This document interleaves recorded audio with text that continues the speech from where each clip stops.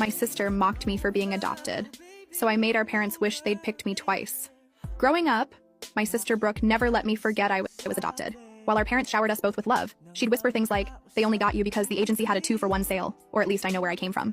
I tried not to let it bother me, but every comment chipped away at my confidence. I was 8 when my parents chose me. They already had Brooke, who was 6 at the time, but they wanted another child. After seeing me at the agency, they said it felt like I was meant to be part of our family. But Brooke never accepted me. She'd hide my homework, blame me for things she broke, and tell other kids at school I was secondhand goods. Despite her constant bullying, I worked hard in school while Brooke partied and barely maintained to C average. I was taking advanced classes and studying late into the night.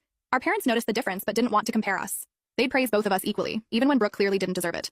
Everything changed during our senior year. Brooke was failing 3 classes and risked not graduating. Instead of studying, she spent her time making TikToks about how adopted kids were damaged goods and posting Instagram stories mocking my generic brand DNA. One day, I overheard her on the phone with her friend. My parents only adopted her because they felt sorry for her. But watch when college applications come around, they'll realize blood is thicker than water. All their money is going to their real daughter's education. That was the last straw.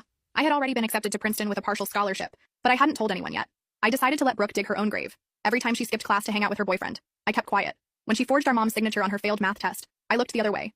I watched as she dug herself deeper and deeper. The day college decisions were released, our parents gathered. We were all in the living room, sitting with our eyes glued to our laptops. My father, with his hand resting on his chin, watched in silence. My mother, anxious, paced back and forth with her already cold cup of tea in her hands. Brooke seemed too calm, which, coming from her, was almost always a sign that something was about to explode.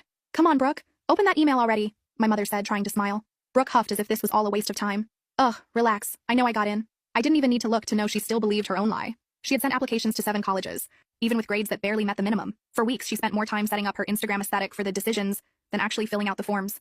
Delusion was a thick layer in my sister's life. She clicked.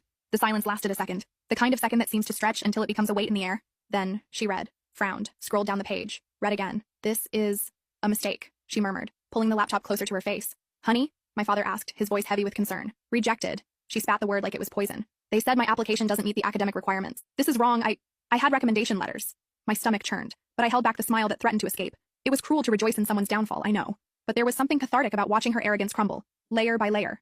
As if for the first time, reality was returning everything she had spread along the way. One by one, Brooke opened the other emails.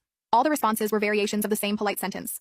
"Unfortunately, your candidacy was not selected in this cycle." She turned white as paper. For the first time in a long time, Brooke was speechless. My father cleared his throat. "Sweetheart, maybe we can look at other options. Community colleges, technical courses."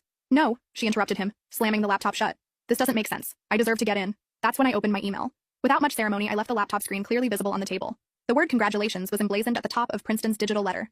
My mother came closer, read slowly, then turned her face to me with teary eyes. You already knew?"